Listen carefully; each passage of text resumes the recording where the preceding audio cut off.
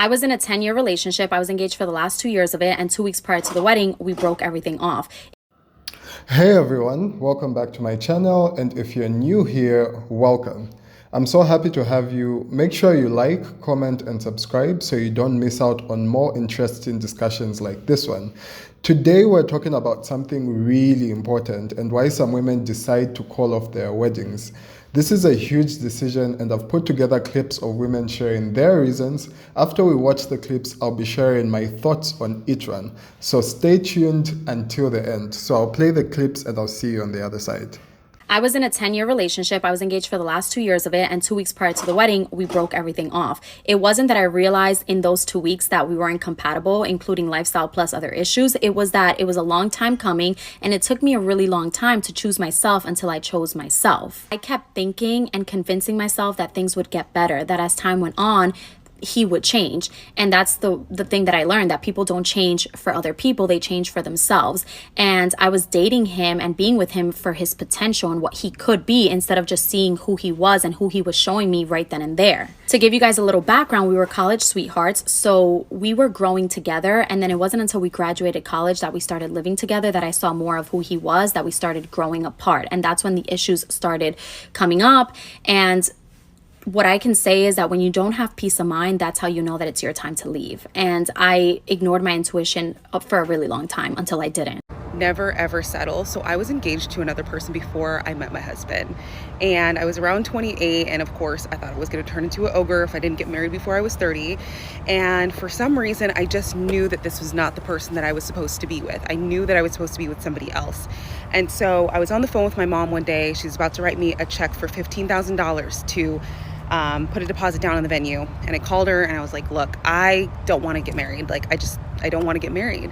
And looking back on it, I definitely didn't want to marry this person. I didn't feel motivated. I didn't feel supported. I felt like I would have to financially support us or do 50-50 for the rest of my life. And I didn't feel like I could go to this person and be like, hey, I want to try something new, or I don't want to pay bills right now, or give me $1,000. Like, I didn't feel like I could go to that person and say these things. And so I broke off the engagement. I was single for a little while, and then I met my husband. And now my husband, like, I can call him right now and be like, hey, like, I want to become a flight attendant. And he'd be like, yes, drop everything, let's do it. Or I want to be like a karate instructor, or I want to get my PhD. And my husband would be like, yes, I'm motivated. Let's go to the gym. Let's go running. Let's do all this stuff. Like, my husband's very motivating for me. Like, he knows how to push me. He knows me. And I just didn't feel that with anybody else. And I'm so glad that I waited until I was 34 to actually get married, because it just felt right. Like, it felt like the right thing, and it still does. So never settle, because I'm telling you, right around the corner is the exact person that you're supposed to be with, the person that will motivate you for the rest of your life to be the best version of yourself. So good luck. In 2014, I went through a horrible breakup.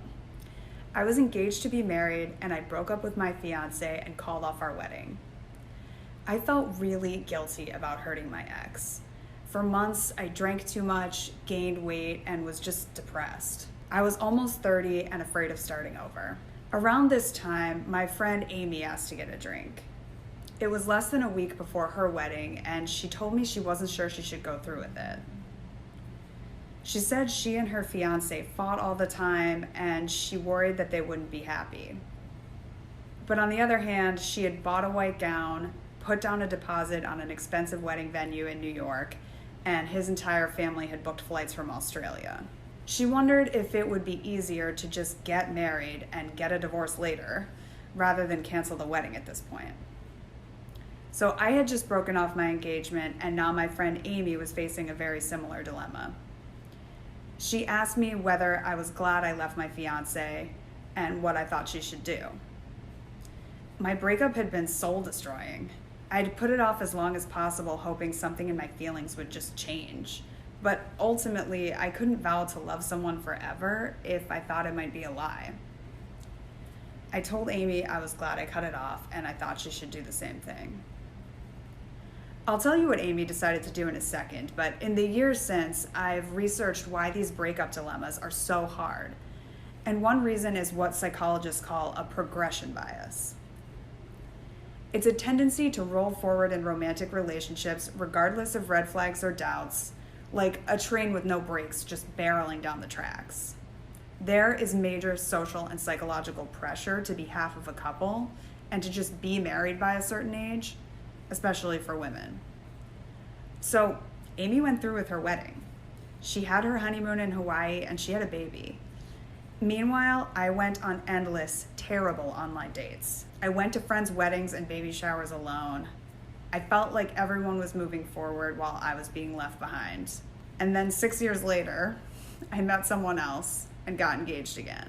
Here's the thing, even if I never met someone else, I would not regret calling off my wedding. That opened the possibility of finding real happiness, and I'm positive that it's better to be alone and hopeful than to be in a relationship that isn't making you happy. Amy and I aren't friends anymore, but I've heard rumors about bad fights, constant threats to leave, and unhappiness. And I can't help but think she made the wrong decision. For some reason, I picked a different struggle, and I'm grateful I did. Reason number 4, let's say, why I called off my wedding. And shout out to my new hat. It's my new favorite hat that I wear everywhere. I called off my wedding last year, and there are a number of reasons, but one of the top 5 reasons was what I have started calling ambition faking. So my ex would talk a lot about what he liked to do and what his core values were and things that he loved to do, like hiking, for example. But in the 3 years we were together, he never once initiated hiking. And I had to think to myself, well, if this is one of your top 5 or most important pastimes, but I've literally never seen you do it, is that a true statement? And I started questioning a lot of the things that I knew about him. So using hiking as an example, he would talk constantly about how he loved hiking. He has these really expensive hiking boots that he just hasn't had a chance to use, and he just loves hiking, and his friends would go on hikes, but he never went hiking. And come to find out, there were maybe 1 or 2 times where he went on really great hikes in his lifetime. It was kind of bizarre. And he would say to me, I just wish that you liked hiking more. I need a partner who can hike with me. And I heard this as kind of coded fat phobia. Here's why. I lift, so I work out 3 days a week at minimum. I power lift. I'm an athletic person. I grew up playing sports, soccer, basketball, softball for my high school team. And I, as an adult, played roller derby. And I boxed. So he really loved these things about me, but he was not athletic at all. Scroll through my videos and you'll see a moment where he had to leave the room because his dad and I were talking about sports. So he's not athletic, doesn't exercise in any way. It was very weak, can't lift things, which is fine. But he would constantly see me walk up some stairs and I'd be like, whew, those stairs, maybe that was tough. Walk up a bunch of flights of stairs. And he'd say, see, this is what I'm talking about, Ansa. I just want someone who can hike with me, you just don't seem like someone who can hike with me. And I eventually called him out and said, this is really confusing to me because the one hike we've ever been on together, I initiated. I took you on one of my favorite trails, and he never initiated another hike ever. And so, yeah, eventually being with someone in the beginning is exciting and you get to know them and you say, wow, they say they really like this, that, and the other. But watch out, because if after a few years you don't see them doing this thing that they keep saying is their favorite thing to do, it put into question a lot of things he was saying. And I realized I actually don't know this person and I don't know if he knows himself. There was a lot of projecting and there was a lot of confusion as to who I'm really with, because I know myself and he was gaslighting me into questioning who I was. First off, let's talk about the fact that marriage is a huge commitment. It's not just about love, romance, or the wedding day. It's about building a life with someone. If these women had gone through with their weddings despite their doubts, they would have been setting themselves up for divorce. And honestly, I respect them for walking away. It takes a lot of courage to say, this isn't right for me. One of the women in the clip said she called off her wedding because she wanted to choose herself and her happiness. And you know what? I love that for her. At the end of the day, you are the only person who will always be with you. If you're not going to be in a happy marriage, chances are you will not be happy in it either. Choosing yourself isn't selfish, it's very necessary. Another woman said she realized she was with her partner because of his potential, not because of who he actually was. Now, let me break that down. Being with someone for their potential means you're in love with the idea of who they could be instead of accepting who they are right now. And that's dangerous because you might be waiting for them to change or grow into a better person, and that may never happen. People don't change just because we want them to. It's important to love someone for who they truly are, not who we hope they will become.